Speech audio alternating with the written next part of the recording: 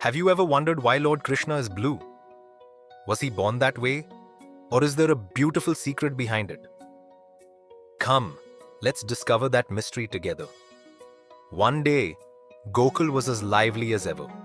Children were playing, little calves were running around, and little Kanha was leading his friends in an exciting game of hide and seek. Kanha, we'll find you! One of the boys laughed. Krishna giggled and ran behind a big tree to hide. But just then, his eyes fell upon a nearby pond. The water was perfectly still, as if it were made of glass. Slowly, Krishna walked closer and bent down to look at his reflection. Suddenly, he stopped. He touched his cheek, then looked into the water again. Softly, he whispered, "Wait, why do I look different from everyone else?" Just then, the other children reached the pond. A little girl peeked into the water and smiled. "Kanha, you're blue." As soon as she said that, all the other children looked closely at Krishna. One boy laughed. "I think Kanha drank all the water from the Yamuna." Another quickly replied, "No, Mother Yashoda must have bathed him in blue-colored water." All the children burst into laughter.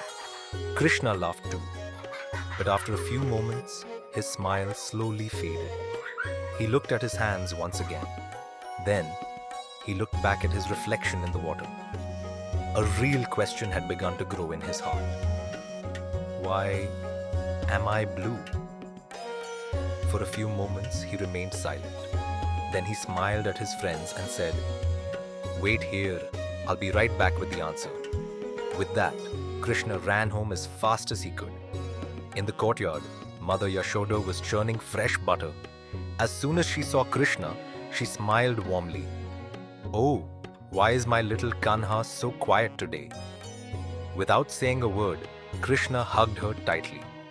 Then, he looked up and asked, "Mother, may I ask you something?" "Of course, my child." "Why am I blue?" Yashoda looked at him for a few moments. Then she lovingly held his nose and smiled. "Because you're the sweetest little boy in the whole world." Krishna burst into laughter. "Mother, I mean my color." Now Yashoda laughed too. Gently stroking his head, she said, "To tell you the truth, Kanha, I don't know either." Krishna's eyes grew wide. "You don't know either?" Yashoda smiled and shook her head. Krishna immediately said, "Then Baba must surely know." And off he ran. Outside, Nanda Baba was sitting and weaving a robe. Krishna hurried over. "Baba, I have a very important question." Nanda Baba smiled. "So important that you forgot to breathe." Krishna laughed, then quickly asked, "Please tell me, why am I blue?" Nanda Baba looked him up and down, then stroked his beard thoughtfully. I think." He paused for a moment. "You must have eaten far too many jamans." Krishna immediately replied, "If that were true, then every child in Gokul would be blue too."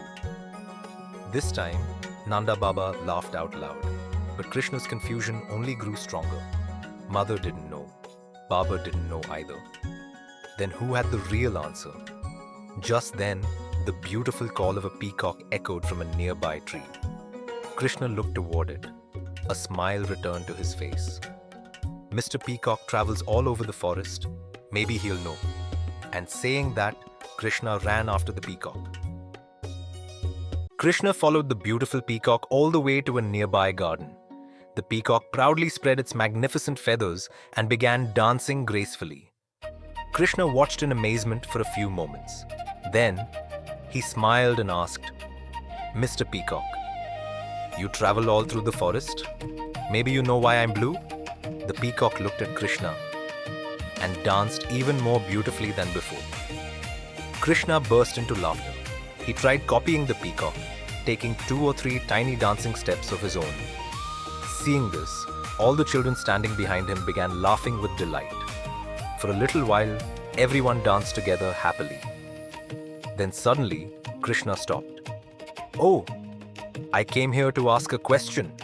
The peacock was still happily dancing. Krishna smiled. "I guess you enjoy dancing more than answering questions." "That's all right. I'll ask someone else." Just then, A bright green parrot sitting on a nearby branch called out loudly, "Blue! Blue! Blue!" Krishna's eyes lit up with excitement. He hurried beneath the tree and looked up. "Mr. Parrot, if you know the answer, please tell me the whole story." The parrot tilted its head. It looked at Krishna for a few moments. Then it squawked even louder. "Blue! Blue!" Krishna waited patiently. The parrot called again. "Blue!" Krishna laughed. "Well, I already know that much." All the children burst into laughter once again. The parrot cried, "Blue, blue." Then suddenly spread its wings and flew high into the sky. Krishna smiled and shook his head. "It seems no one is really listening to my question today." He looked up at the sky. Blue, vast, stretching farther than he could see, but he still didn't have his answer. Just then, a gentle melody from a veena floated through the air. Krishna! All the children turned round. Maharishi, Narada, was walking toward them with a warm smile. It almost seemed as though he had been watching everything from the very beginning. Krishna happily ran toward him. "Narada ji, I asked everyone today. My mother, my father, Mr. Peacock, and even Mr. Parrot. But nobody knows the answer." Narada chuckled softly. "I know." Krishna's eyes sparkled with excitement. "Really? Then please tell me." Narada smiled kindly. "If I simply tell you the answer, you may forget it after a few days." Krishna listened carefully.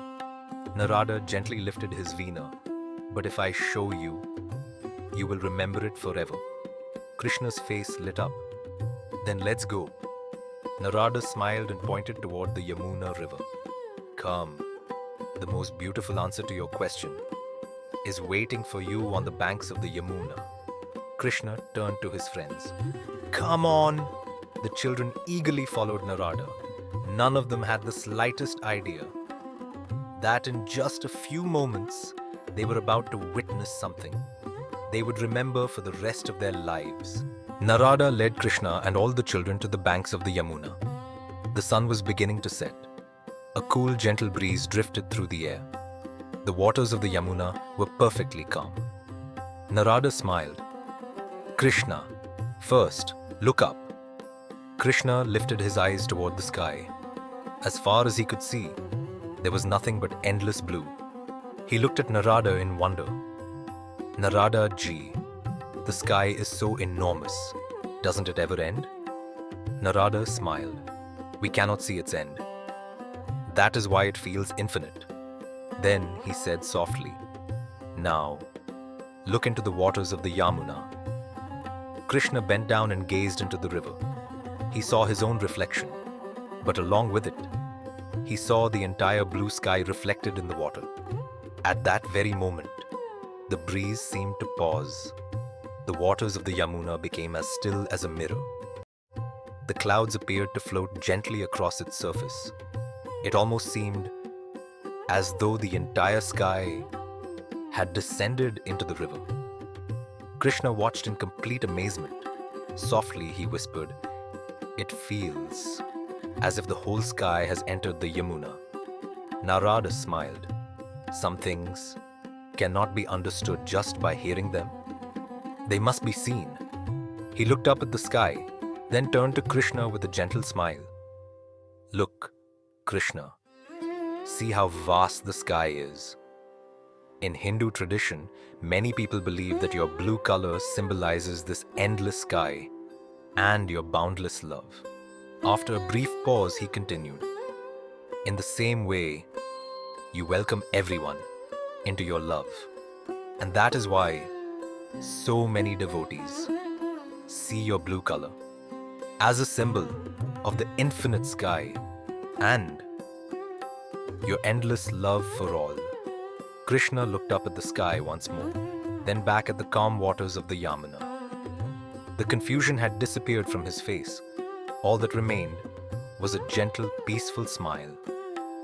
Just then, the same little girl walked up to him.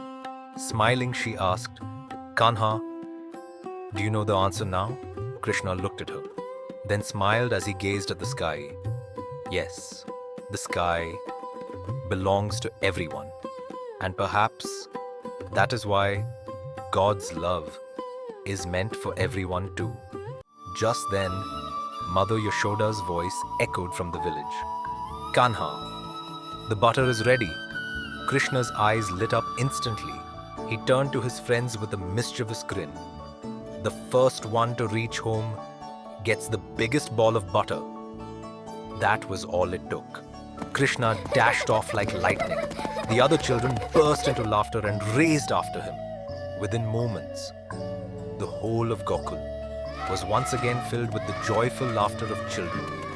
According to a beautiful belief in Hindu tradition, Lord Krishna's blue color symbolizes his infinite nature, his boundless love, and the vastness of the endless sky. Jai Shri Krishna.